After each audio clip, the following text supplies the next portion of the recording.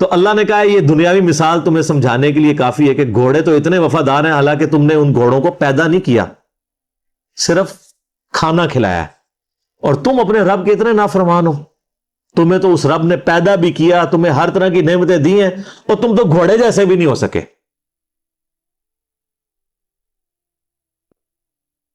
جانوروں سے بھی بدتر ہو تم، اولئک کالانعام بل ہم اضل، یہ چوپایوں کی مانند ہے بلکہ اس سے بھی گئے گزرے۔ اللہ اکبر۔ سر اس صورت کے اندر کیا سوز و گداز، کیا رکت ہے کہ تم گھوڑوں کے مانند بھی نہیں ہو سکے۔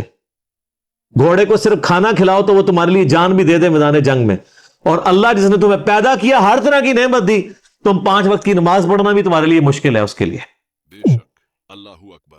والعادیات ضبحا، مجھے قسم ہے تیز دوڑنے والے گھوڑوں کی، جب ان کے سینے سے آواز نکل رہی ہوتی ہے، سو ہوئے انہوں نے تیز جب وہ چل رہے ہوتے ہیں۔ فالموریات قدحا، جب وہ پتھروں سے آگ نکال رہے ہوتے ہیں سم مار کے، جب پتھریلی زمین پہ بھاگتے تھے تو ان کے پاؤں کے ناخنوں کے نیچے، آپ کو پتا نا وہ نیچے لگائے ہوتے ہیں لوہے کی، تاکہ وہ سمیں لگائی ہوتی ہیں تاکہ ان کے وہ ناخن گھس نہ جائیں، تو وہ جب سر پر دوڑتے تھے نا تو چنگاریاں اڑتی تھی۔ بے شک۔ فالمغیرات صبحا، پھر جب وہ صبح کے وقت اچانک حملہ کرتے ہیں جا کے، فاثرن به نقعا، پھر جب وہ گرد و غبار اڑاتے ہوئے واپس آتے ہیں، فوسطن به جمعا، اور جب وہ دشمن کے لشکر میں آگے تک گھس جاتے ہیں۔ سر وہ اپنی لائف سٹیک پہ لگا دیتا ہے اپنے مالک کے لیے، صرف اس لیے کہ اس نے مجھے کھانا کھلایا ہوا ہے، اتنا وفادار ہوتا ہے۔ بے شک۔ سبحان اللہ۔ ان الانسان لربہ لکنود، بے شک انسان ہی اپنے رب کا بڑا ناشکر ہے، گھوڑے ناشکرے نہیں ہیں۔ گھوڑے اپنے مالک کے ساتھ وفاداری کرتے ہیں، اس مالک کے ساتھ جو صرف کھانا کھلاتا ہے، اور انسان اس مالک کے ساتھ بے وفائی کرتا ہے جس نے اسے پیدا بھی کیا ہے بے شک۔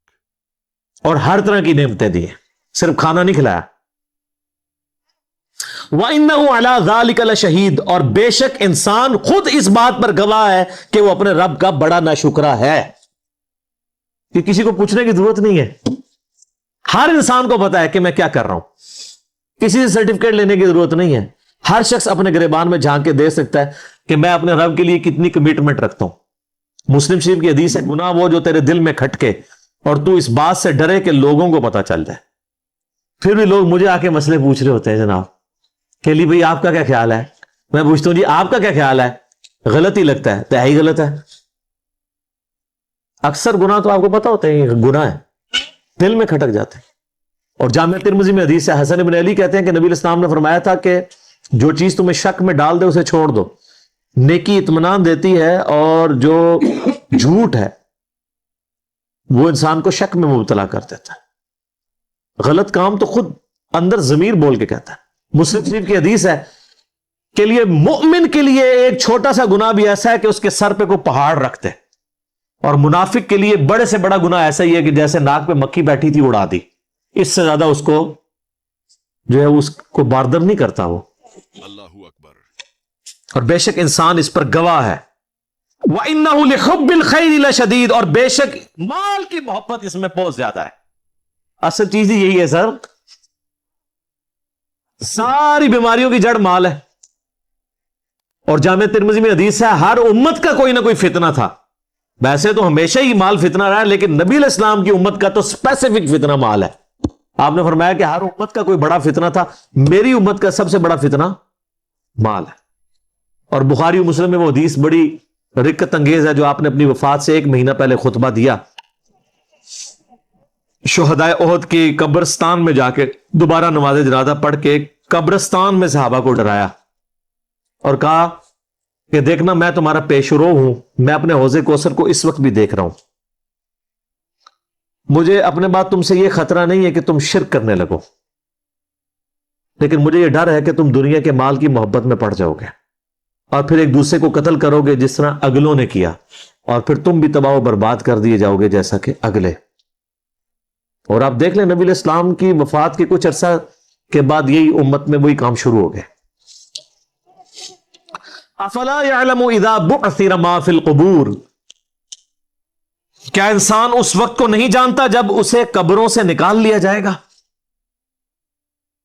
وہ چاہے قبر مٹی کی قبر ہو، چاہے وہ سمندر میں مرا ہو، چاہے وہ ایئر کریش میں ہواؤں میں اس کی راکھ بکھر گئی ہو، چاہے کسی شیر کے پیٹ میں ہے، وہ اس کی قبر وہیں بن گئی، قیامت والے دن اللہ تعالیٰ اسے زندہ کر دے گا، عالم برزخ سے قیامت میں میدان محشر میں لے آئے گا۔ وَحُصِّلَ مَا فِي الصُّدُورِ، اور اللہ تعالیٰ ہر اس چیز کو بھی ظاہر کر دے گا جو انسان کے سینے میں چھپی ہوئی تھی۔ اگر کسی نے کوئی نیکی کا کام بھی کیا ہے نا کسی کو دکھانے کے لیے، تو دنیا میں تو وہ ضرور سخی ہوگا، لیکن اللہ کے حضور زیرو سے ملٹیپلائی۔ وہ مسلم شریف میں بڑی لمبی حدیث ہے، قیامت والے دن ایک سخی کو، ایک شہید کو اور ایک عالم کو بلایا جائے گا، قرآن کے قاری کو۔ اللہ کہے گا ہاں بھائی شہید تو نے میرے لیے کیا کیا؟ کہ گئی اللہ جان ہی تو تھی، دے دی تیری راہ میں، اور کیا کرتا؟ اللہ فرمائے گا تو نے تو اس لیے یہ جان دی کہ لوگ تجھے بہادر کہیں، اور لوگوں نے بڑی تیری تعریف کی ہے، میرے پاس تیرے لیے کوئی اجر نہیں، اوندا منہ کر کے دوزخ میں۔ اللہ اکبر۔ پھر سخی کو اللہ بلائے گا، کہے گا یا اللہ میں نے دیکھ کتنا کچھ تیری راہ میں خرچ کیا، میں نے تو مسجدوں میں یعنی وضو خانے کے اوپر نیم پلیٹ بھی لگوائی تھی کہ فلاں سیٹ صاحب نے وضو خانہ بنوایا ہے، لوگوں سے پوچھ لو، یہ میں اس کی تشریح کر رہا ہوں۔ کہ اللہ فرمائے گا تو نے اس لیے یہ سب کچھ کیا کہ لوگ کہیں گے بڑا غریب پرور آدمی ہے۔ یہ جتنے لوگ حرام کے پیسے کے دسترخوان چلا رہے ہیں اور ہاسپٹل بنائے ہوئے ہیں اور وہ سمجھ رہے ہیں کہ ہم اللہ کو دھوکہ دے لیں گے، نہ، یہ دنیا کو دھوکہ آپ دے سکتے ہیں۔ دنیا میں آپ کو ایک سرٹیفکیٹ بھی گورنمنٹ کی طرف مل جائے گا جی یہ بہت اچھی این جی او ہے، ویلفیئر کے کام کر رہی ہے، اللہ کے حضور زیرو، بس یہی سرٹیفکیٹ ہے، اسی پہ آپ خوش رہیں۔ آخرت میں تو اس کا عذاب ہونے والا ہے۔ اللہ اکبر۔ پھر اللہ قاری سے پوچھے گا قرآن کا علم دیا تھا، تو کہے گا یا اللہ میں نے قرآن کا علم کیسا پھیلایا؟ اللہ فرمائے گا تو نے اس لیے پھیلایا کہ لوگ تجھے بڑا علامہ کہیں، تو لوگ تجھے بڑی تعریفیں تیری کرتے تھے، بس تجھے اجر مل گیا دنیا میں۔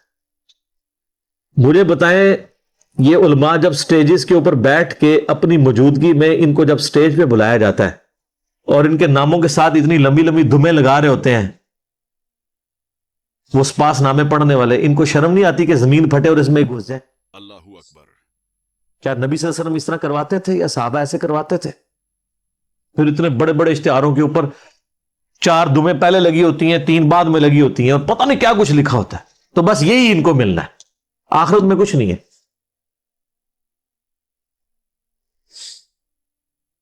میں علماء سو کی بات کر رہا ہوں، علماء حق کی نہیں۔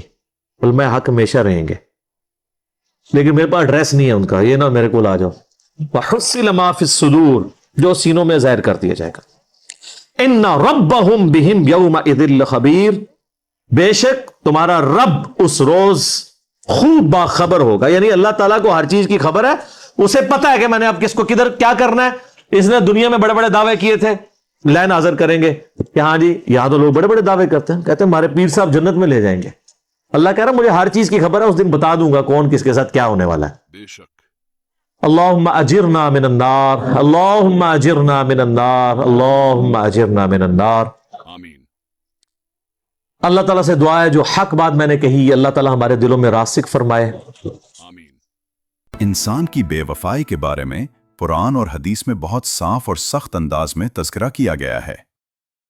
اللہ تعالیٰ انسانوں کو وفاداری، ایمانداری، امانت داری، وعدے کی پابندی کا حکم دیتا ہے، اور بے وفائی، خیانت، وعدہ خلافی کو ناپسند کرتا ہے۔ قرآن میں انسان کی بے وفائی پر آیتیں: 1. وعدے میں بے وفائی کرنا، وعدہ خلافی، سورہ الاسراء، اور وعدے کو پورا کرو، بے شک وعدے کے بارے میں قیامت میں پوچھا جائے گا۔ 2. امانت میں بے وفائی، خیانت، سورہ النساء، نسندہ اللہ تمہیں حکم دیتا ہے کہ امانتوں کو ان کے حقداروں کو ادا کرو۔ اگر کوئی امانت میں بے وفائی کرتا ہے تو وہ گناہ کبیرہ کا مرتکب ہوتا ہے۔ 3.